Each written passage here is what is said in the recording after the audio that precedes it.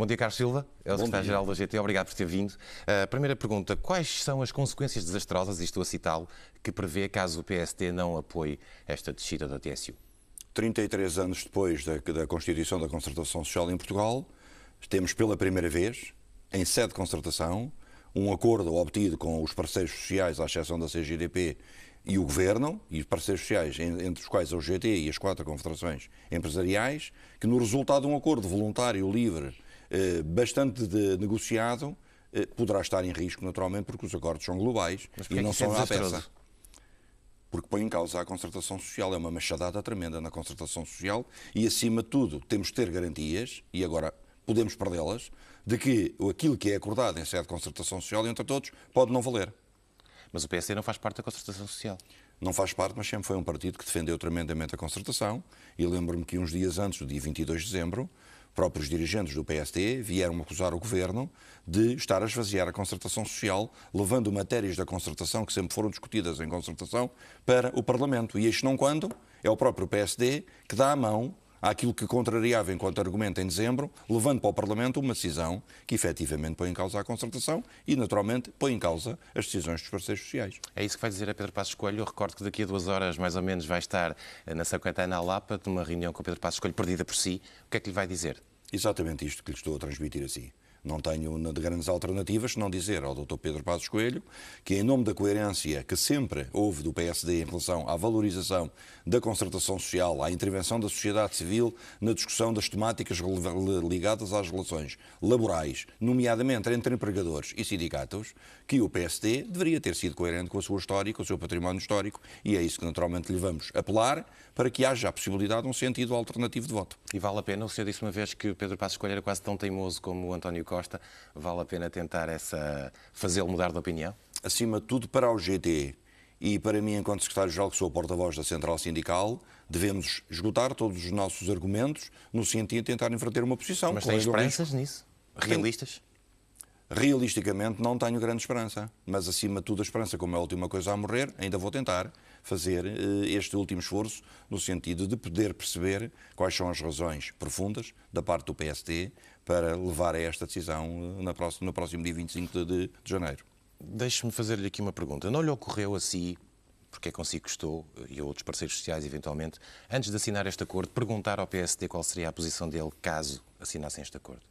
Ao GT e aos parceiros não tem que se perguntar, naturalmente nós estamos a discutir com o Governo.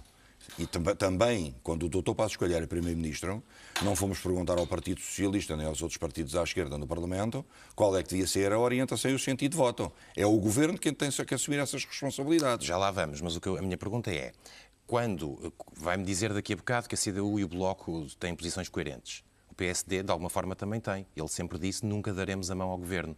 Portanto, antes de assinar o acordo, não podia ter feito esse telefonema a Pedro Passos Coelho ou esse encontro e dizer, olha, o senhor que disse não vai dar a mão ao Governo, a posição da CDU e do Bloco é pública, como é que tenciona fazer?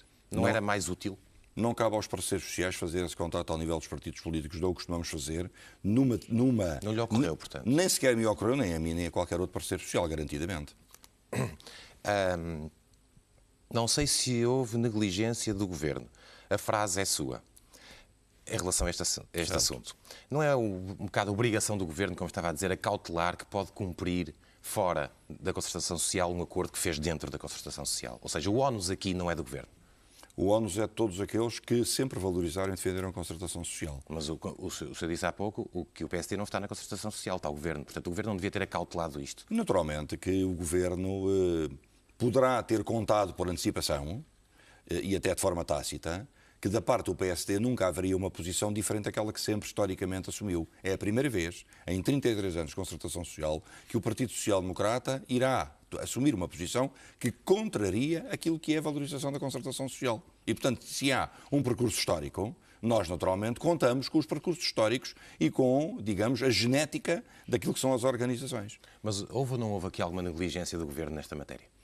Eu não digo que seja negligência. Eu posso dizer é que talvez tenha havido, digamos, algum descanso da parte do Governo, tentando garantir por antecipação que da parte do PS e do CDS nunca haveria uma inviabilização do acordo de concertação social e, portanto, ficou descansado. Se me perguntar no atual quadro político se o Governo deveria ter feito um contacto antecipado ao CDS e ao PSD e garantir até a solidariedade institucional no Parlamento com o Bloco de Esquerda e com o PCP, acho que o deveria ter feito. Se não fez, naturalmente, também há aqui um assacar de algumas responsabilidades ao Governo, mas devo dizer-lhe que não me passava pela cabeça ao GT e certamente também às entidades empregadoras, da mesma forma que do que é o GT, que aqueles que em 33 anos sempre valorizaram a concertação social, neste momento, por razões meramente político-partidárias, entendem em ter um argumento, nós não somos muleta do Governo.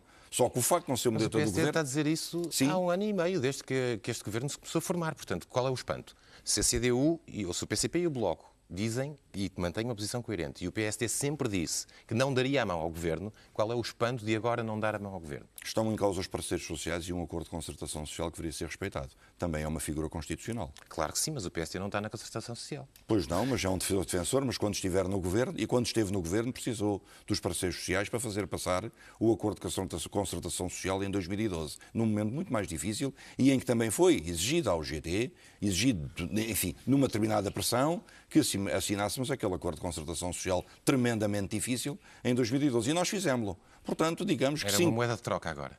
O PSD devia... O senhor é que utilizou a Não expressão. estou a perguntar. Mas pode ser entendido como uma moeda de troca num momento tão difícil para o GT, em que nós fomos capazes de ultrapassar as nossas dificuldades e olhar para o interesse nacional. Também acho que neste momento, 5 anos depois, o PSD deveria olhar para o esforço que o GT fez e talvez merecêssemos, digamos, outra condescendência, independentemente de percebermos que a decisão de valorizar a concertação social para o PSD é simultaneamente um argumento forte para dizer nós não queremos ser muleta do Governo. Mas não ser muleta do Governo é a mesma coisa que neste momento pôr em causa a concertação social. Então, portanto, é uma situação difícil. É uma quadratura do círculo. Então como é que se cumpre este acordo que é inviável? Essa é uma decisão também que caberá ao Governo e à qual os parceiros sociais não se podem furtar. Porque se a situação da TSU, que faz parte de um acordo global tal e qual, como o salário mínimo nacional, há outras matérias que devem ser cumpridas, o acordo é global, o Governo, ou alguém do Governo, eu ouvi o Presidente do Grupo Parlamentar vir afirmar que certamente o Governo encontrará uma alternativa, julgo que o Ministro Vieira da Silva também já o disse, que o Governo não deixará de fazer cumprir o acordo, se não houver esta medida, tem que se encontrar outras alternativas. E essa alternativa não é fácil, porque se houvesse alternativas fáceis, já tinham sido encontradas em todos estes anos, inclusivamente em 2014, quando o PSD e o CDS estavam no Governo, e a questão da TSU foi a única medida alternativa para fazer uma compensação pela atualização do salário mínimo. Mas a questão da TSU era temporária, voltou a ser temporária e excepcional durante mais 1 ano e agora vai permanecer temporária e excepcional durante mais outro. Não são medidas temporárias a mais? Nós somos um país em que a temporalidade às vezes prolonga demasiado no tempo. Parecem aquelas escolas secundárias que existem temporárias e depois ao fim de 20 anos ainda continuam a ser. Agora, se é temporário para um determinado governo, porque é que o outro partido que agora está no governo também não há de considerar temporário e excepcional? A situação do país há 4 anos era difícil, há 5 aliás, era muito difícil. Hoje estamos a sair lentamente da crise. O Sr. Presidente da República alertou o governo e o país para a necessidade do crescimento económico. Para haver crescimento é preciso haver investimento, é preciso haver confiança na economia e os empresários, numa situação destas, naturalmente que ficam constrangidos, porque quando se fala nas redes sociais e muitos comentadores que muitas empresas vão ser financiadas através do aumento do salário mínimo nacional, vão ter compensações, nós estamos a falar de micro e pequenas empresas, até 5 ou 10 trabalhadores. É disso que estamos a falar. E, portanto, é bom terem atenção ao que é que está em causa. Você parece o Governo a falar agora. Deixe-me só fazer-lhe 2 perguntas finais. Vou citá-lo. O Governo, entre o PS, o PCP e o Bloco, não dá garantias de estabilidade em relação ao futuro. Este é o primeiro caso em que esta frase que foi dita no início da geringonça começa a fazer sentido? Sabe, para mim, que sou militante do Partido Socialista há 37 anos, tenho 55 de idade, desde os 18, portanto é só fazer contas, sempre tive muita confiança naquilo que são os valores do Partido Socialista, naturalmente que é um partido de esquerda. Está a fugir à minha pergunta. Não estou a fugir. O governo entre o PS, o PCP e o Bloco não dá garantias de estabilidade em relação ao futuro. Continua a pensar isso? Disse isso em outubro do ano passado e, naturalmente, esta pode ser uma prova que põe em causa, naturalmente, aquilo que era a certa estabilidade governativa que eu sempre defendi e continuo a defender. Já acredita ou não na geringonça? Eu sempre acreditei na valorização de um governo que dá sensibilidade social às medidas políticas que toma.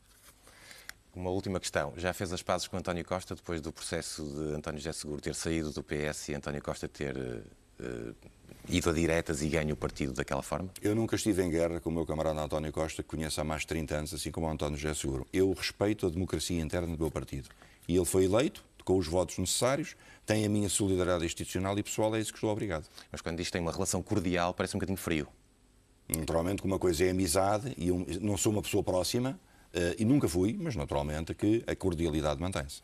Carlos Silva, obrigado.